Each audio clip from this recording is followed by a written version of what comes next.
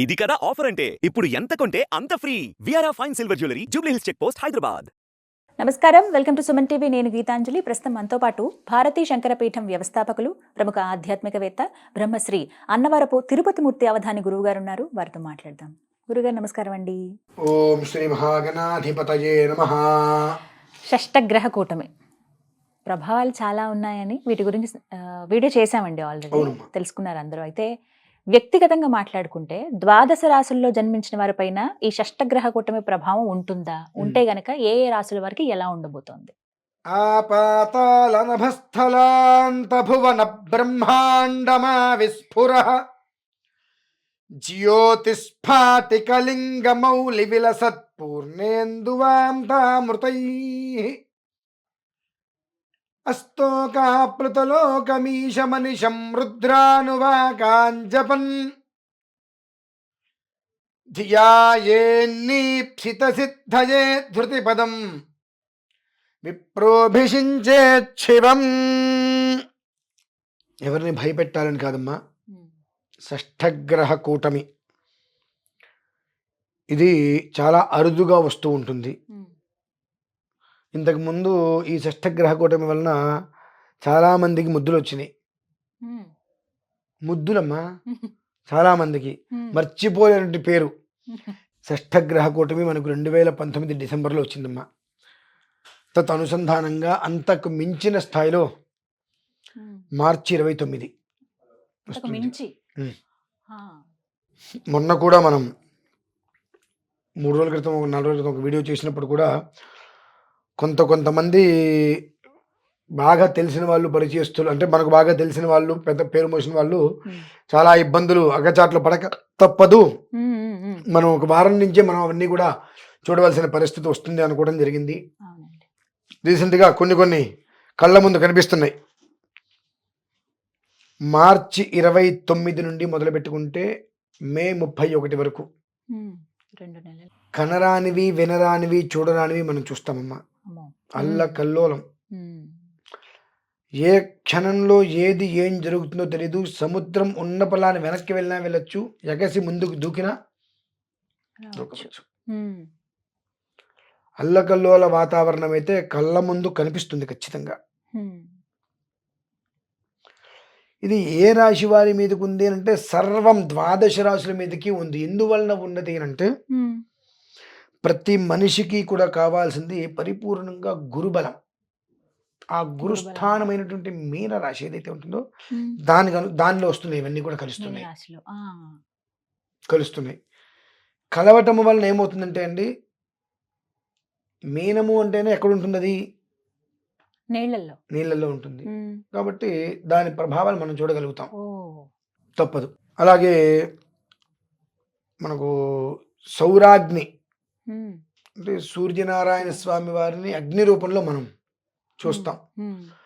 12 సంవత్సరాలలోపు పిల్లలని తల్లిదండ్రులు కాపాడుకోవాలి.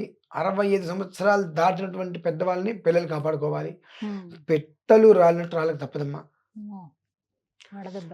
దీనికి మూల ఏమిటి అంటే అమ్మా, విశ్వావసునామ సంవత్సరం అని మనకు వస్తుంది యుగాదికి.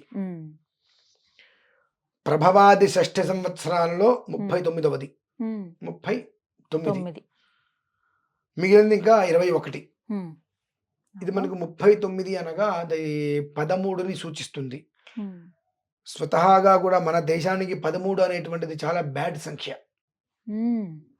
13 అనేటువంటిది చాలా భయభ్రాంతులకు గురి చేస్తూ చాలా రకాలైనటువంటి దుష్కృతాలు మనకు అందించేటువంటిదిగా బ్లాక్ ఇయర్ లాంటిది కూడా మనకు అది అవ్వచ్చు. అంత ప్రమాదం అనేటువంటిది విశ్వావసు అనేటువంటిది. ఒక మాటగా చెప్పాలంటే విశ్వావసు అంటే విశ్వం మొత్తాన్ని వసుదైక కుటుంబం లాగా నిలబెట్టవచ్చు.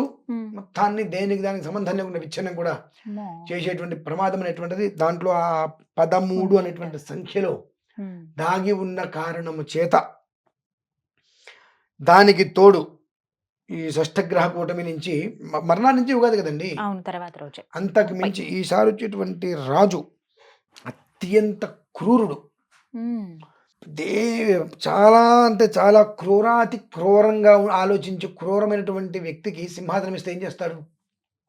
క్రూరత్వమే చూపిస్తారు. అది ఇప్పుడు వచ్చే రాజు కూడా, గ్రహాలలో రాజు కూడా ఉమ్, అంత క్రూరమైనటువంటి వాడు రాజు అవ్వటం వలన ఉమ్, ఎటు చూసినా హింసాత్మక ధోరణి అనేటువంటిది ఇవే ఉంటాయి. కిమ్మామ్ అని ఎవరు మనం వింటూ ఉంటాం. అదేదో ఉత్తర కొరియా, నార్త్ కొరియాలో నార్త్ కొరియా, అవును. ఆ? కిమ్. అటువంటి పాలనగా అమ్మో. వస్తుంది అన్నట్టు. అంటే ఇప్పుడు గ్రహాధిపతిగా ఉన్నటువంటి రాజు అంత క్రౌర్యుడండి, ఉమ్, చాలా క్రూరమైనటువంటి మనస్తత్వం కలిగిన వాడు. ఉమ్, చూడటానికి మాత్రం అబ్బా ఎంత మంచివాడు, అలా ఉంటారు. ఉమ్, అంతటి మంచివాడు ఎవరు ఉండరు, అంత దివ్య తేజ సంపన్నుడు, అంత అందగాడు అంటారు.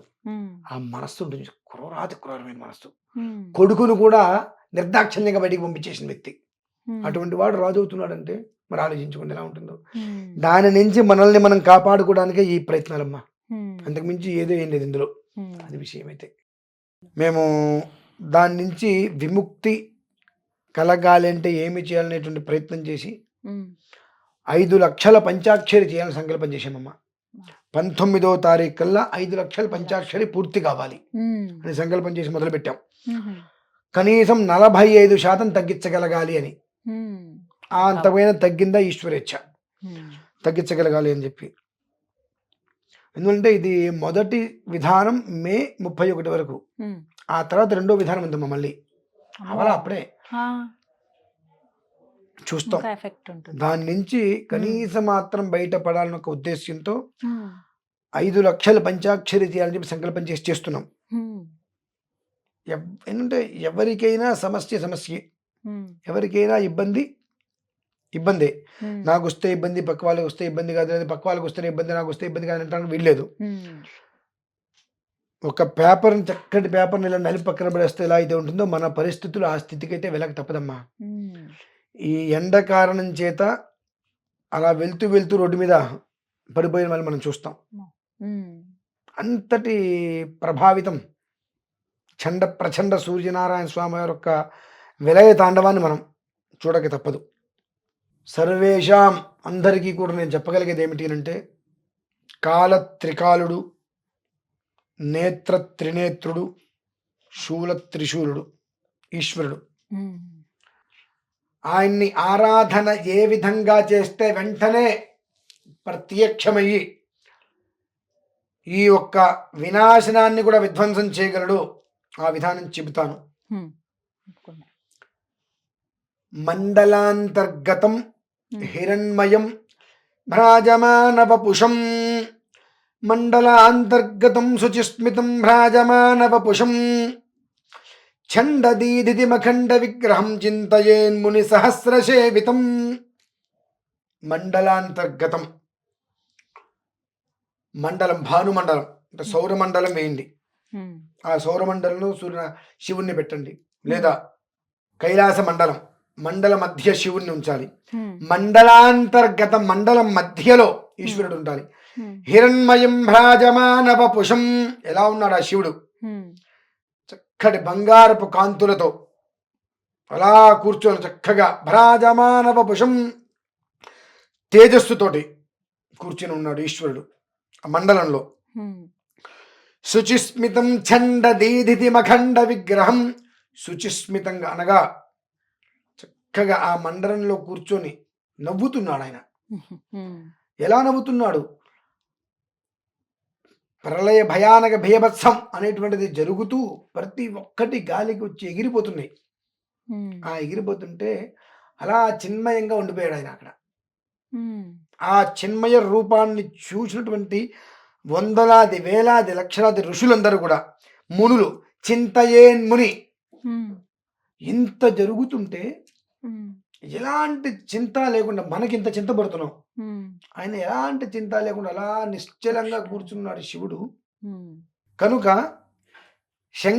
శంకరస్య చరితా కథామృతం నీలకంఠ తవ పాదసేవనం, ఆ పాదాల్ని పట్టుకున్నామా ఉమ్, మనకు కూడా ఆ శుచిస్మితం వచ్చేస్తుంది. ఉమ్, మనకు కూడా ఆ శుచిస్మితం వచ్చేస్తుంది.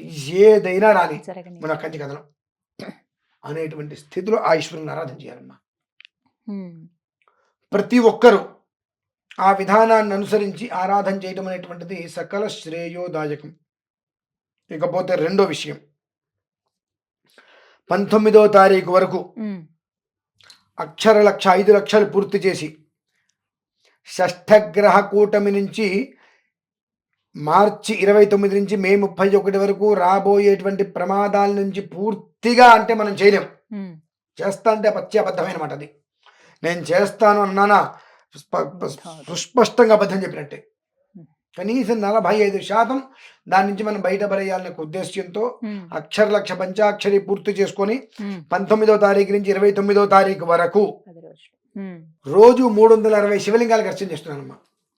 లైవ్ 360 శివలింగాలు. అందులో ఎవరెవరు ఉంటారు? 360 శివలింగాలు అంటే ఏముందండి, అన్ని శివలింగాలు తీసుకొస్తారు, పెడతారు. ఏంటి ప్రాధాన్యత ఏంటి? 360 శివలింగాలు. ఓకే, అందులో అష్టదిక్పాలకులు ఉంటారమ్మా. ప్రప్రథమంగానే అష్టదిక్పాలకులను ఆవాహన చేస్తాం. అష్టదిక్పాలకులు అంటే 8 మంది. అష్టదిక్పాలకులు అయిపోగానే త్రిశూలేశ్వరులు ఉంటారమ్మా. బ్రహ్మ విష్ణు మహేశ్వరులు, వాళ్ళు 24 మంది ఉంటారు. అంటే 24 శివలింగాలు.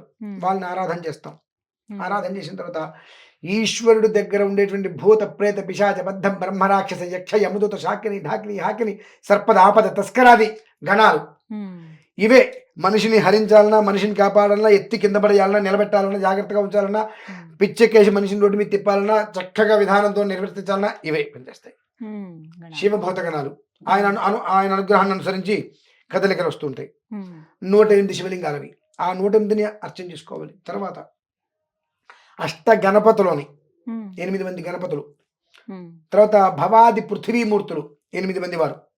అయిన తర్వాత సద్యోజాదాది పంచబ్రహ్మణ, సద్యోజాత వామదేవ అఘోర తత్పురుష ఈశాన పంచబ్రహ్మణంగా 25 శివలింగాలు. వాళ్ళని ఆరాధన చేయాలి. ఆరాధన చేసిన పిదప అనంతరం ఏకాదశ రుద్రులు ఉంటారమ్మా. 11 మంది. వీళ్ళని ఆరాధన చేసుకోవాలి. ఏకాదశ రుద్ర ఆరాధన అయిన తర్వాత 6 షట్తారకులు సుబ్రహ్మణ్యేశ్వరుడు, ఆయన ఆరాధన చేయాలి. ఆరాధన చేసిన అనంతరం ఇందాక మనం ఒకటి చెప్పుకున్నాం,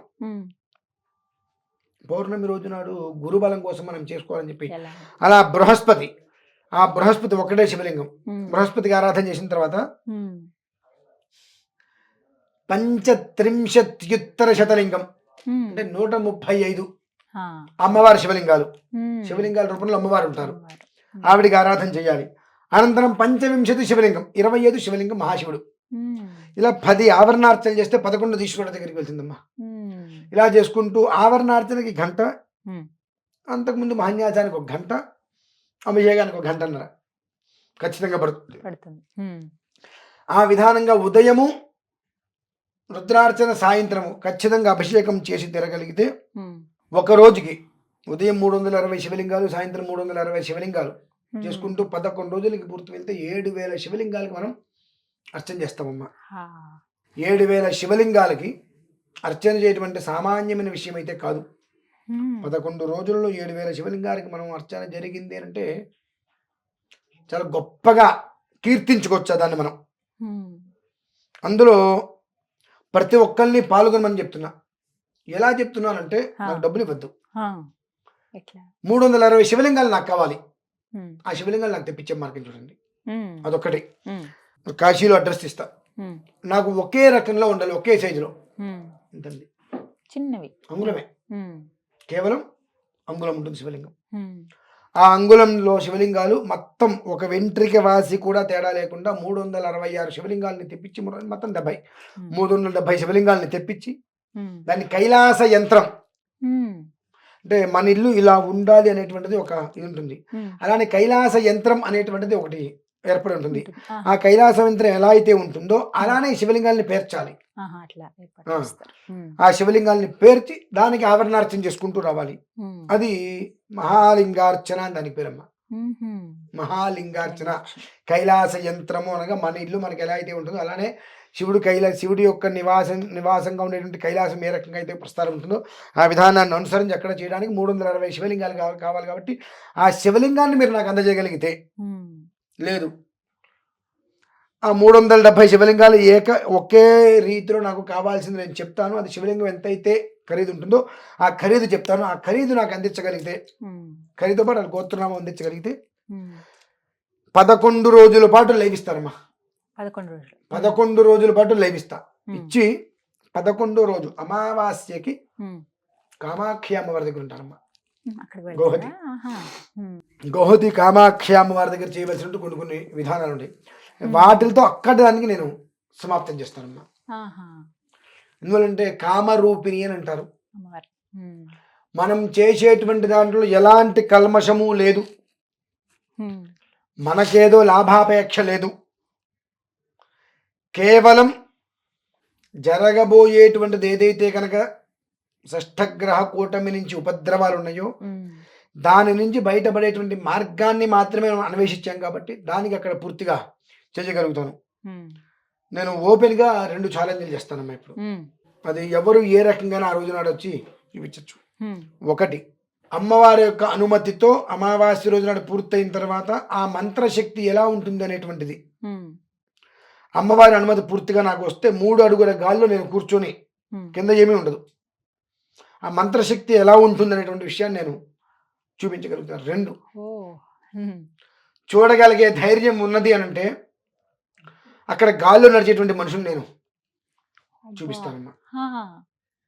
మనం చూడగలిగే శక్తి మనకు ఉండాలి, ఆ కళ్ళు దాన్ని తీసుకోగలగాలి, ఆ తర్వాత గుండాకి పోకుండా మనం తట్టుకోగలగాలి. చాలా కొంచెం దూరం తీసుకెళ్తాం ఒక చోటికి, ఒక ప్రదేశం కొంచెం దూరంలో. మనం ఎందుకు వస్తున్నాము, ఎందుకు వెళ్తున్నాము, ఏ కారణం చేత వచ్చాము, వాళ్ళు ఎవరో తెలుసుకోవడం కోసం వచ్చామా, వాళ్ళని పరీక్ష చేయడం కోసం వచ్చామా, ఏంటి ఆ ప్రతి విషయం మనం వెళ్ళడానికి ముందు వాళ్ళ దగ్గరికి వెళ్ళిపోతుందమ్మా. వెళ్ళిపోయి వాళ్ళు అలా గాలి నడుచుకుంటూ వచ్చేస్తారు. చూస్తే మన గుండె తేడా ఉంది, అక్కడ చచ్చిపోతాం మనం, గుండె అయిపోతుంది. అంటే భగవంతుడికి మనం చేస్తే దేన్నైనా మనం నిలపవచ్చు అనేటువంటి విషయం తెలిస్తే ఆ భగవంతుడి మీద భక్తి ప్రేమ పెరుగుతాయమ్మా. ఆ రోజు అనుమతి తీసుకొని నేనైనా 3 అడుగుల ఇలా కూర్చొని చూపించగలుగుతా ఆ శక్తి ఇలా ఉంటుంది భగవంతుడిది అని. కనికట్టు అదే కట్టు కాదు. 2, నేను ఒక చోటు తీసుకెళ్తాను, మీరు అలానే చూస్తూ ఉండండి. ఆ మనిషి ఇలా వస్తారు, మీ కళ్ళను మీరు నమ్మలేరమ్మా. ఇలా మీరు రావడం చూస్తారు, అలా వెళ్తుంటారు, అక్కడ కనిపించరు ఆ మనిషి మీకు. మనకు ఒక చోట నది అక్కడ వచ్చి ఇలా మాయమైపోతుంటుంది, ఇక్కడ ఒక చోట మనం చూస్తూ ఉంటాం. అది ఎలా అయితే వస్తుందో అక్కడి నుంచి ఆ మనిషి మనం చూసుకుంటాడు, వెళ్ళిపోతాడు. ఎక్కడి నుంచి వచ్చారో తెలియదు, ఎటు వెళ్ళిపోతారో తెలియదు. ఆ ప్రాంగణంలో మీకు అది నేను చూపించగలుగుతాను, చూడగలిగితే మాత్రం. అంటే అంతటి శక్తి అమ్మ అక్కడ, సామాన్యమైన శక్తి అయితే కాదు. దానికి కూడా నేను కొన్ని విషయాలు చెప్పవలసింది ఉన్నది. ఆ 2 చేయగలిగితే విశ్వావసు నామ సంవత్సరం వాళ్ళు పట్టిందల బంగారమేనమ్మా. ఆ 2 విషయాలు మీకు ఇంకొక వీడియోలో వివరిస్తా. పరిస్థితి షష్ఠగ్రహ కూటమి అనేక రకాలుగా బంధనాలు తీసుకొచ్చే ప్రమాదాలు విపరీతంగా ఉన్నాయి. భయపడవలసిన అవసరం లేదు. మేమైతే పంచాక్షరి చేస్తున్నాము ఖచ్చితంగా 19వ తారీఖు వరకు. ఆ పంచాక్షరి ప్రభావం 19వ తారీఖు లోపు మీరు వాతావరణంలో మార్పులు చూస్తారమ్మా. ఇవాళ ఆల్రెడీ తారీఖు 6, 19వ తారీఖు వరకు మేము పంచాక్షరి అక్షర లక్ష 5 లక్షలు పూర్తి చేస్తాం. ఈ 5 లక్షలు పూర్తయ్యేలోపు ఆకాశంలో మీరు మా కొన్ని ప్రభావాలు కూడా, వాతావరణ మార్పులు కూడా చూస్తారు ఖచ్చితంగా. అది పూర్తయిన తర్వాత అక్కడి నుంచి 11 రోజులు ఆ విధానంలో అందరికీ అవసరమే, నాకు మీకు అని కదమ్మా. ప్రతి మనిషి జీవితం బాగుండాలి, ఎవరికి ఎలాంటి అనర్థమో అపాయమో జరగకుండా ఉండాలంటే ఎవరింట్లో వాళ్ళు అర్చన చేసుకోవడం, ఎవరింట్లో వాళ్ళు ఈశ్వరుని ధ్యానం చేసుకోవడం. మేము పంచాక్షరి చేస్తున్నాం. అలానే ఈ వీడియో విని చేద్దాం అనుకున్న వాళ్ళు ఓం నమః శివాయ రోజు ఎంత చేయగలిగితే అంత చేసుకుంటూ ఆ పుణ్యాన్ని వృద్ధి చేసుకుంటూ 5 లక్షలు మేము చేస్తే అందరు కలిసి ఇంకా చేశాను 5 కోట్లు అయితే అంతకన్నా కావాల్సింది లేదు. 80% ఈ దరిద్రం నుంచి మనం బయటపడతాం, సందేహమే లేదు. తర్వాత 366 శివలింగాలకు ఉదయం, 366 శివలింగానికి రాత్రి మనం చేసేటువంటి అర్చనలతో అంతకు మించినటువంటి దివ్య యోగాన్ని కూడా మనం చూడగలుగుతామమ్మా. రాబోయేటువంటి ఉపద్రవాలు మాత్రం మనం అనుకున్నాం, విచిత్రమైనవి కూడా మనం చూడక తప్పదు అని చెప్పి ఈ నిన్న పేపర్లో కూడా చూసా. అదేదో చేప ఏదో వచ్చిందట, రకరకాలు వస్తున్నాయి. ఇదంతా రాబోయేటువంటి దారుణాలకైతే దాన్ని ఏమంటారమ్మా, ముందు సంకేతం, రాబోయేటువంటి ప్రమాదాలకి ముందు సంకేతం. కాబట్టి తస్మాత్ శాస్త్ర ప్రమాణం అనేటువంటిది చాలా గట్టిగా ఉన్నది కనుక చాలా జాగ్రత్తగా ఉండగలరు అనేటువంటిది మాత్రం నేను వివరంగా చెప్పగలనమ్మా. అది విషయం. జాగ్రత్తగా ఉండాలి ఖచ్చితంగా వివరించారు గురుగారు. ధన్యవాదాలండి.